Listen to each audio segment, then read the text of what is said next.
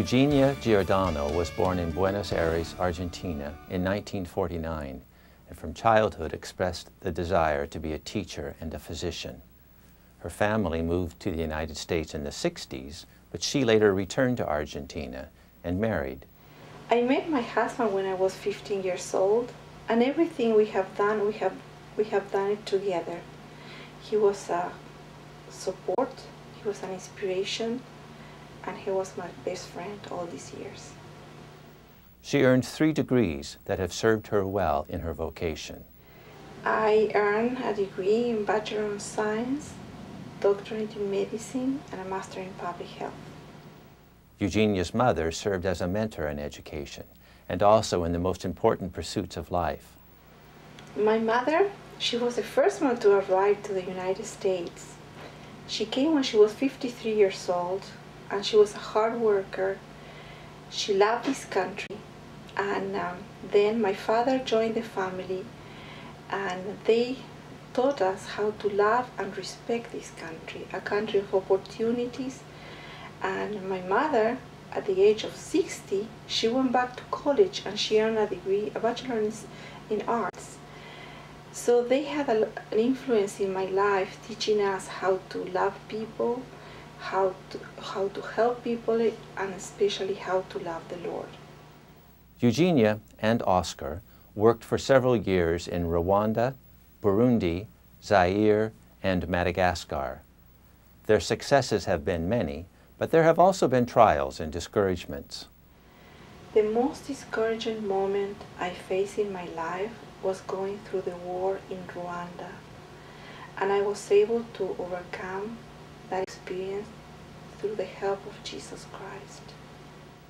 When given the opportunity to work for HIV-positive women, Eugenia eagerly responded.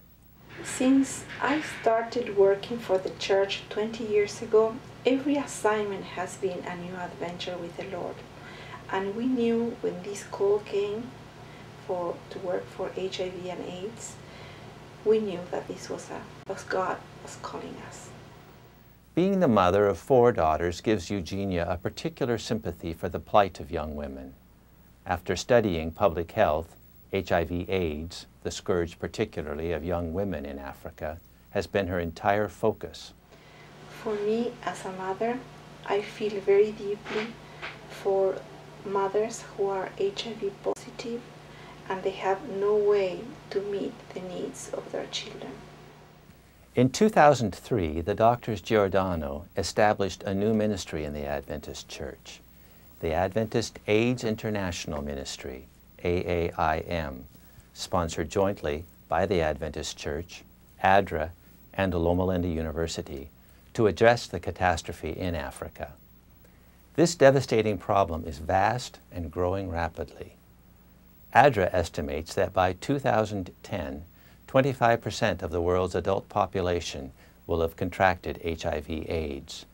If that trend continues, half of the world will be infected by 2025. Currently, 70% of all HIV/AIDS cases are in sub-Saharan Africa. Oscar reports that 500,000 Adventists in the 3 African divisions have HIV/AIDS. This means that over 4,000 Adventists die each year from the disease, 337 a month, 12 a day. New members are baptized and often buried within 2 years. The organization they started attacks attitudes of silence and denial in church leadership, for until recently, the church has not talked openly about the scourge.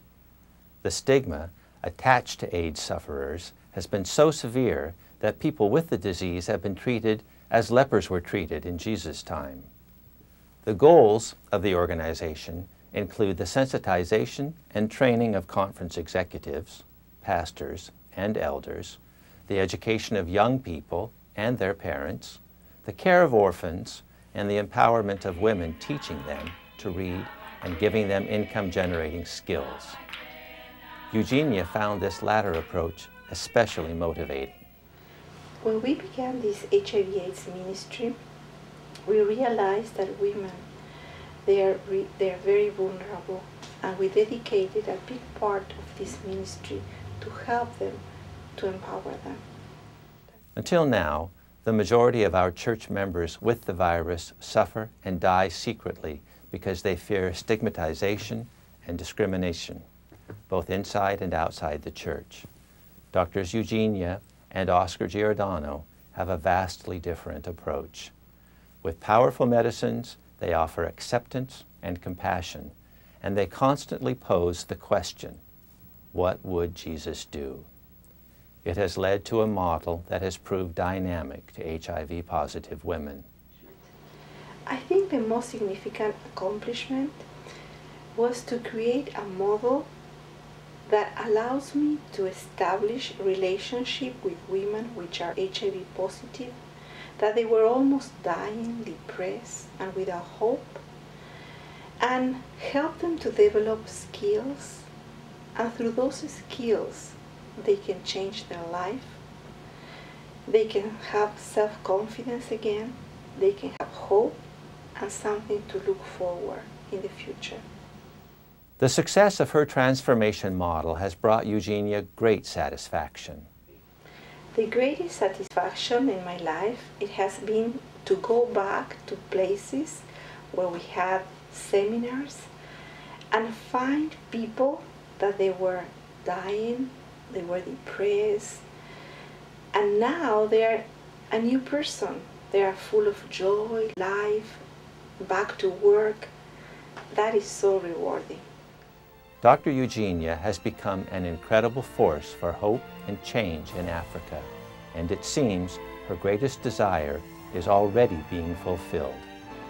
The biggest passion in my life is that one day, through Jesus' transformation and grace, I will be able to reflect His love and compassion to people.